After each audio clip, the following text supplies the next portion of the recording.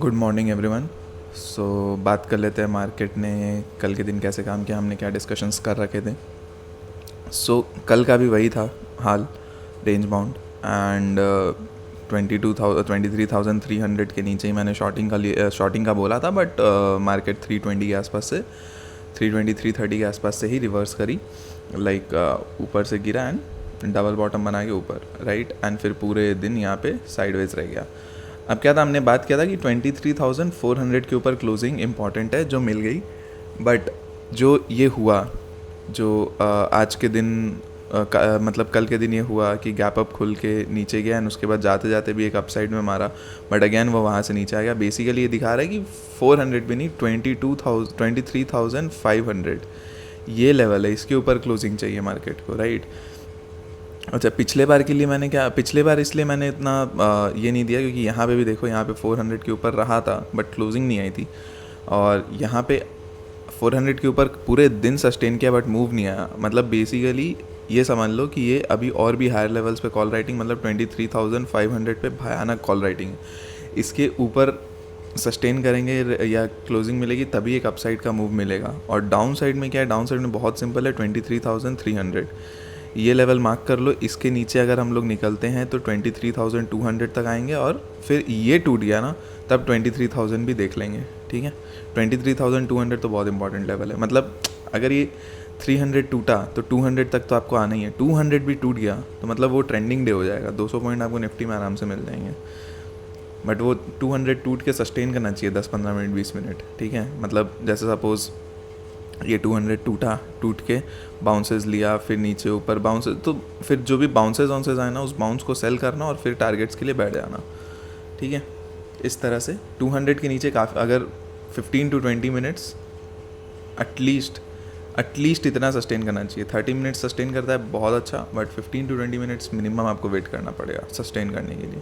नहीं तो पता चलेगा 200 के नीचे आया, 5 मिनट 10 मिनट सस्टेन किया, एक कैंडल 5 मिनट की क्लोजिंग हुई, दूसरी कैंडल में विग बना के ऊपर चला गया, वैसा भी कर सकता है, ठीक है।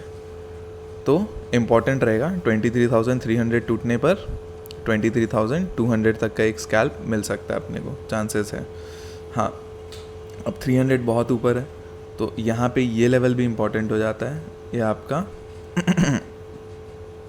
23,360, और यहाँ पे ये 440, 430, ठीक है। ये देखो, ये 430 का लेवल निकल के आ रहा है।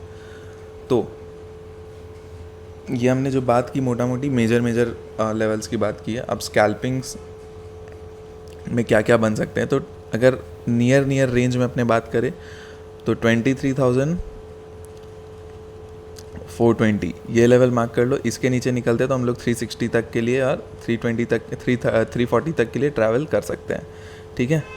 तो 23,420 के नीचे 23,360 का आपका एक स्कैल्प बन सकता है, और 340 तक भी आ सकते हैं 20 पॉइंट और, ठीक है। उसके बाद भी अगर कंटिन्यूएशन रहता है तो 23,340 से लेके 300 ये जोन को छोड़ देना, कुछ मत करना। यहाँ पे देखना मार्केट कर क्या रहा है। अगर सपोर्ट ले रहा है और ऊपर निकल रहा है तो फिर अगेन वही रेंज को प्ले करने वाली चीज़ रहेगी, ठीक है। ये चीज़ ध्यान रखना। अपसाइड में तो एनी हाउ 23,500 के ऊपर अपने को क्लोजिंग चाहिए। और मंडे मार्केट बंद है, ट्यूसडे को खुलेंगे सीधा हम, और फ़िलहाल के लिए गिफ्ट निफ्टी 100 पॉइंट के आसपास गैप अप दिखा रहा है। अब मंडे को कैसे रिएक्ट करेगा और उसके बाद ट्यूसडे को क्या खुलेगा वो उसी दिन पता चलने वाला है, ठीक है। तो और अगर ऊपर खुलता है तो अगेन ऐसे ही कैंडल्स में सेलिंग आने के चांसेस हैं, ठीक है, क्योंकि यही ट्रेंड चल रहा है। ये पूरे हफ्ते यही चला है, ऊपर खुला है, नीचे आ रहा है, और नीचे सस्टेन कर रहा है, कभी बंद कर रहा है, कभी ऊपर साइडवेज होकर बंद कर रहा है, और एक इंडिकेशन दे रहा है कि सेलिंग के चांसेस है, but next day gap up खोल दे रहे हैं। तो ओवरनाइट वालों को ख़त्म कर दिया, ठीक है। तो मंडे को देखेंगे ब्रेकआउट सस्टेन करता है या फिर ब्रेकडाउन दे देता है या क्या करता है, सॉरी ट्यूसडे को क्या करता है उसी दिन पता चलेगा अपने को। बट लेवल्स आपको बता दिए हैं। मेजर तो देखो अभी भी मैं बोल रहा हूँ 23,200 to 500, पहले 400 था, अब ये 500 पे शिफ्ट हो गया। ये रेंज सबसे बड़ा रेंज है। इसके टूटने, ये कंसोलिडेशन टूटा ना तो उसके बाद बहुत अच्छे मूव्स आ सकते हैं, ठीक है, ये ध्यान रखना। नेक्स्ट आते हैं बैंक निफ्टी पे। उससे पहले रिक्वेस्ट करूँगा कि आप चैनल को सब्सक्राइब कर देना, नए हो तो शेयर कर देना वीडियो को एंड चैनल को, एंड लाइक करके चलो। इससे क्या है, थोड़ी सी रीच बढ़ाता है यूट्यूब, हेल्प मिलती है हमें भी, मज़ा भी आता है काम करने में, ठीक है। बैंक निफ्टी भी देखो completely range bound. Bank Nifty में भी कुछ नहीं है। अगर हम बात करें तो 800 पॉइंट की लगभग रेंज है, 49,600 और यहाँ पे 50,200। कल हमने प्लान किया था 50,050 के ऊपर निकलता है तो एक ट्रेड बन सकता है, सॉरी यहाँ नहीं था, ये 50,050 के ऊपर एक ट्रेड बन सकता है, बट ज़्यादा नहीं गया। 50 पॉइंट ऊपर गया, उसके बाद नीचे आ गया, एसएल खा गया। तो मेरे भी एसएल लगे इसके अंदर, बट कुछ कर नहीं सकते, मार्केट ही ऐसा हो रखा है। ये देखो यहाँ से 50,050 के ऊपर गया, थोड़ा सा 50 पॉइंट लगभग 102 के आसपास गया, 50 पॉइंट गया और नीचे। तो बहुत ही ख़राब था मार्केट। मैं यहाँ पे काफ़ी देर होल्ड करके बैठा था, जिसमें प्रीमियम डीके भी हो गया, क्योंकि एसएल भी नहीं ले रहा था। लेकिन अब क्या करें, एसएल भी नहीं ले रहा था प्रॉपर, तो एसएल खाने यहाँ इस कैंडल पे एसएल हिट हुआ, फिर निकले और इस टाइम तक प्रीमियम अच्छे खासे डीके हो चुके थे, ठीक है। तो ये हुआ बैंक निफ्टी में। एंड हाँ, और एक चीज़ है, बैंक निफ्टी की जो रेंज है वो है यहाँ पे 50,200 से 49,600, जो आपको अभी बताया मैंने। बट स्कैल्प कैसे करें, तो ये एक लेवल ध्यान रखो 49,900, इसके नीचे हम सस्टेन करने लगते हैं तो 49,800 एंड 700 तक के टारगेट्स मिल सकते हैं। 50,100 के ऊपर 50,200, ठीक है। ये एक लेवल आपको ऊपर की तरफ मिल सकता है 100 पॉइंट का, ठीक है। 50,200 टूटा तो उसके बाद अपने को 50,500 तक के लिए टारगेट्स देखने को मिल सकते हैं, ठीक है, ये ध्यान रखना।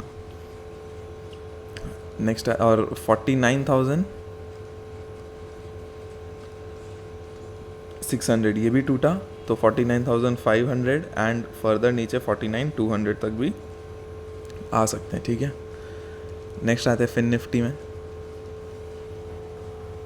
एक तो मार्केट इतना रेंज बना के बैठा ना, और सेकेंड चीज़ है आपका यूएस में फॉल नहीं आ रहा। यूएस में नैस्डैक में जब भी वीकनेस दिखती है कोई ना कोई एक स्टॉक आगे खींच जाता है, बबल हो रखा है पूरा, फटेगा। ये देखो ये एक ट्रेंड लाइन चल रही है यहाँ पे, तो इस ट्रेंड लाइन के ब्रेकडाउन पे आप ट्राई कर सकते हो, बट जैसा कि आपको पता है मैं नहीं करता, मैं जनरली कम ट्राई करता हूँ ये सब ट्रेंड लाइन्स पे। बट हाँ, इस ट्रेंड लाइन को एज अ सपोर्ट के लिए आप यूज़ कर सकते हो, ब्रेकडाउन के लिए मत यूज़ करो। मैं जो करता हूँ, मैं ब्रेकडाउन के लिए ट्रेंड लाइन्स को यूज़ नहीं करता, मैं ब्रेकडाउन के लिए वर्टिकल ट्रेंड लाइन्स को ही यूज़ करता हूँ। जैसे 250 का लेवल है, इसके नीचे निकलेगा तो ही मैं करूँगा। तो ये इसको आप इस तरह से भी यूज़ कर सकते हो अगर आपको करना है, अगर आप करते हो। लेकिन देखो टेक्निकल एनालिसिस के हिसाब से ये ठीक है, ये 350 के नीचे निकला तो ये 250 तक का जगह बन के आ रहा है, ठीक है। 100 पॉइंट यहाँ पे आपको मिल रहा है, अच्छा है। टेक्निकल एनालिसिस में ये ठीक है, कर सकते हो। बट ये ट्रेंड लाइन से सपोर्ट अगर ले जाता है तो वो चांसेस ज़्यादा होते हैं, ठीक है।